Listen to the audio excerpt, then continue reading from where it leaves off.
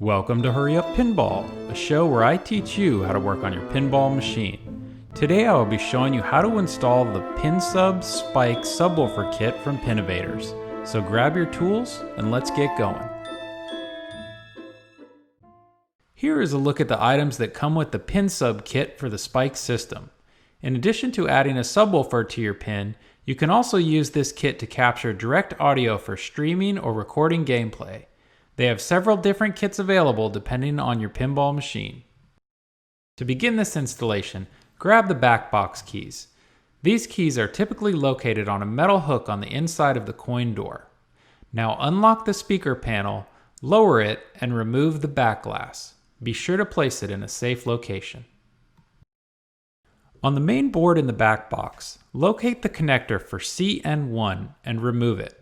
While holding the connector, wiggle it gently side to side until it comes loose.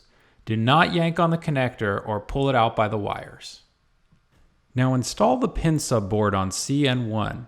Make sure you install the board with the 3.5mm jack facing to the left. Because the board moved the connection point for the wires about 2 inches lower, I needed to remove a zip tie from the group of wires to avoid putting pressure on the board. If you need to remove a zip tie, just be careful not to accidentally cut the wires. Now take the connector you removed from CN1 and plug it into the Pinsub board. I would recommend holding the board with one hand while inserting the connector with the other. Here's what the Pinsub board should look like once properly installed in the backbox. Next, take the 3.5mm cable that came with the kit and plug it into the jack on the Pinsub board. I would recommend holding the board when you plug in this cable. Now use the existing cable management mounts and route the cable down into the back left corner of the backbox. Make sure to leave a little slack around the Pinsub board to reduce pressure on the board. Here's how the cable should look when properly routed into the cabinet. Since we are finished in the back box, go ahead and reinstall the back glass. Raise and lock the speaker panel, open the coin door, and place the back box keys back on the hook on the coin door. Now remove the lockdown bar latches, remove the lockdown bar, close the coin door, and remove the playfield glass.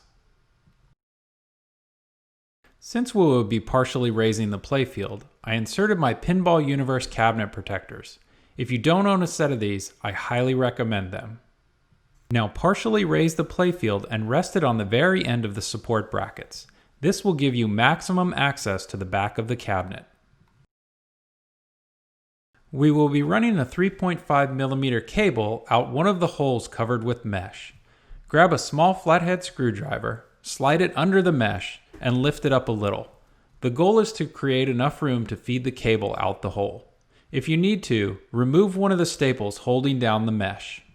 Once you have enough space, feed the 3.5mm cable underneath the mesh and out the hole. Now feed the majority of the cable out the hole, but leave a little slack in the cable. I use this slack to make an extra loop around the cable management mount. If the cable gets pulled tight by accident, it will help keep pressure off of the Pinsub board. In addition to this, I would recommend using the included Velcro strap to mount the 3.5mm cable to one of the legs of the pinball machine. Here is a picture of the cable that I double looped on the cable management mount.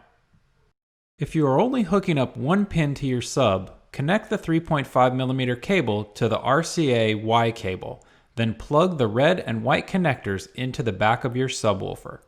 If you have multiple pins and don't want to purchase an amp for each one of them, I highly recommend Pinnovators' PinSub Mixer.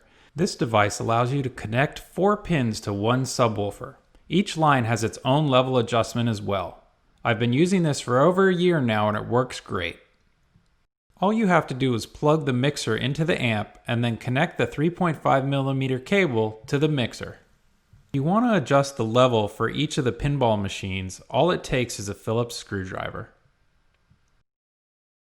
Here is a picture of one of my pinball machines hooked up to the Pinsub mixer.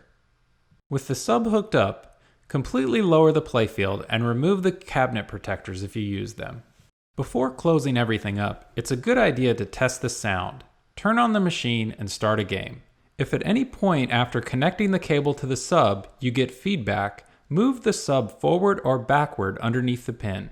I would highly recommend against placing the sub directly under the cabinet speaker, as this is where you are most likely to get feedback.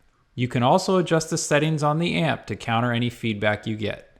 If everything sounds good, reinstall the playfield glass, install the lockdown bar, and close the coin door.